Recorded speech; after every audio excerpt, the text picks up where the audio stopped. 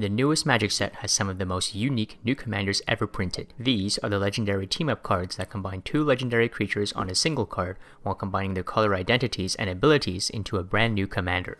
But that's not all. March of the Machine also has the 5 new Praetor cards that can transform into sagas, a few legends that flip into completed versions of themselves, and standard legendary creatures. Let's look at all the new legendary creatures from March of the Machine to determine which are the best commanders to head a deck. Kogla and Yudaro's activated ability requires you to discard it, so you can't use it from the command zone. This makes this a bit underwhelming. At 6 mana, Surrak and Goreclaw is just too expensive for its effect. Plus, it's in mono green, greatly limiting your deck building options. Glissa, Herald of Predation, offers you the chance to build around the new Incubate mechanic. Creating some new creatures for free each turn is never a bad thing, and I think this commander will only get stronger if Wizards decides to print more Incubate cards in future sets. With all those keyword abilities, Rankle and Torbran can be difficult to block. This gives you lots of chances to trigger its abilities. Zimone and Dina's ability lets you essentially cast a growth spiral every turn, as long as you have enough creatures at your disposal. Make sure you have some token generators ready so you can get the most out of this commander. There are so many unique artifact tokens in Magic. If you're building around Gimbal, Gremlin Prodigy, make sure to include as many of those as you can. Zurgo and Ojutai offers you some extra value from your dragons, which happens to be a well-supported tribe. It would be much better if it drew a card for each dragon that deals damage, but I guess we can't ask for everything. Itali, Primal Conqueror's ability being an ETB effect instead of an attack trigger makes it easier to resolve than the previous version of Itali, but it's a shame that it's not a repeatable effect. Transforming this card into Itali, Primal Sickness, essentially gives you a Blightsteel Colossus as your commander, which is hard to beat. Ghalta and Maven offers you versatility as a token generator, letting you decide between going tall and going wide. Since this card is in Selesnya colors, you'll also have access to all the token doublers you could want. Inga and Esika's abilities may be simple, but they're also powerful. Extra cards and extra mana are two of the most important resources in the game, and this commander gives you both. Heliod, the Radiant Dawn, isn't too impressive, so it's nice that it won't cost you too much mana to transform into Heliod, the Warped Eclipse. The backside of this card offers you a very interesting way to play the game, dropping spells whenever they're convenient and most reasonably priced. Rona, Herald of Invasion, can be very helpful in cycling through your deck, especially if you're running a lot of legendary cards. When transformed into Rona Tolarian Obliterator, you have a great blocker that either gets you some free spells or makes your opponents too afraid to swing at you. Dejaru and Hazoret is a different type of Legends Matter commander that could lead to some interesting builds. Hidetsugu and Kairi gives you the most value when it dies. If you can find ways to abuse its death trigger, this commander can get you a lot of free spells and deal a good amount of damage. While Borborygmos and Fibblethip may not be exceptionally powerful, it's still a really fun card. Errant and Giada can give you access to additional spells each turn depending on the top of your library. This is the type of commander that depends heavily on how you build your deck, as opposed to being a powerhouse on its own. Polukranos Reborn is pretty cheap to cast for such a big creature with reach, so it's a very useful blocker. When transformed into Polukranos Engine of Ruin, this commander essentially transforms all of your Hydras into Wormcoil engines. Kazla, the Broken Halo's ability is a good way to make sure you're consistently fixing your draws. If you include a lot of Convoke cards, your game is sure to go smoothly. Kroxa and Kunoros can reanimate big creatures for you, so make sure you have plenty of ways to fill the graveyard. Bright Palm Soul Awakener can make itself or another one of your creatures incredibly strong over the course of a few turns. Moira and Teshar makes it easy to cheat out big creatures from your graveyard. This can be a game ender if you reanimate the right card. Ortheon, Hero of Labyrinth, can create some explosive turns. Whether it's Dockside Extortionist or Avalanche Riders, make sure to pack your deck with lots of good copy targets. Shieldred is easy to transform in a game of Commander. The True Scriptures takes out the biggest threats on the battlefield and brings them to your side.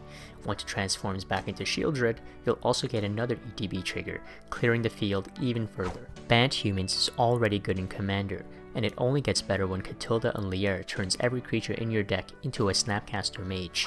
Brimaz, Blight of Oreskos, can create many token creatures and add value to any Phyrexian or artifact you cast. Thanks to its Proliferate ability, you're also able to consistently buff your Incubator and Phyrexian tokens. Omnath, Locus of All, can generate lots of mana for you and store it for future turns. This makes it easier for you to cast big spells and pairs well with many mana sinks or X spells. Drena and Linvala can be a very oppressive commander. Building in more stacks, tax, and control cards can make it very difficult for your opponents.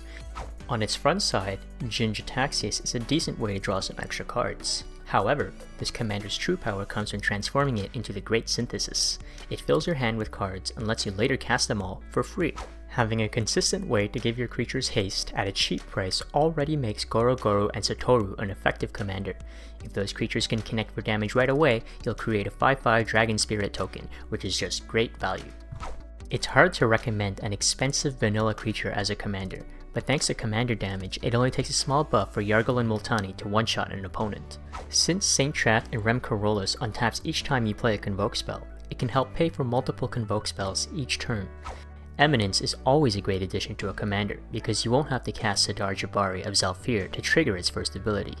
Using Sidar Jabari's looting effect, you can fill your graveyard with knights. Then, when it hits the field, you can start reanimating them each turn. Alunda and Azor offers you a consistent draw engine and also generates lots of tokens for cheap. Shalai and Halar brings extra value to your +1/+1 counters by burning your opponents. Double counter effects like Doubling Season and extra damage effects like Fiery Emancipation are a welcome inclusion here. Quintorius Loremaster gives you the chance to recast your non-creature cards, and sometimes at a good discount. It also puts the cards back into your library, meaning you could potentially cast them again later in the game. Slimefoot and Squeeze abilities work really well together, especially if you pack your deck with good reanimation targets. Just remember, when Slimefoot and Squeeze dies, send it to the graveyard instead of the command zone. Otherwise, you won't be able to use its activated ability. Vorinclex's ETB effect is nice for thinning out your deck and ensuring you don't miss land drops. Transforming into the Grand Evolution can get you a few free creatures, making the hefty activation costs worth it. Rashmi and Ragavan is a very powerful commander.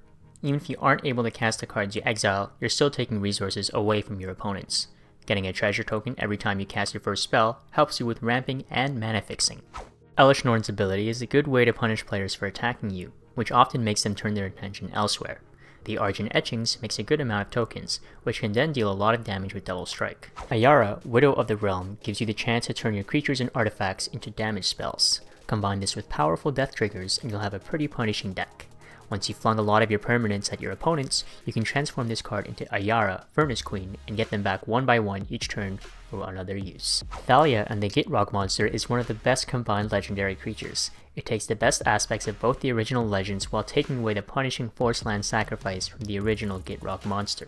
Baral and Kari Zev essentially allows you to cast 2 spells for the price of 1. Oh, and it works with Ancestral Vision. Urabrask makes it easy to cast a lot of spells in a single turn while also punishing your opponents each time you do. This also makes it easy to transform Urabrask into the Great Work. The Saga side can be very punishing to token decks with its damage wipe, and it gives you access to a lot of spells to cast. Of all the Praetors in March of the Machine, this is probably the easiest to flip back and forth regularly. If you're an MTG Arena player, consider downloading Arena Tutor. It's free and it's an incredibly helpful tool. Thanks for watching everyone, and I'll see you next time.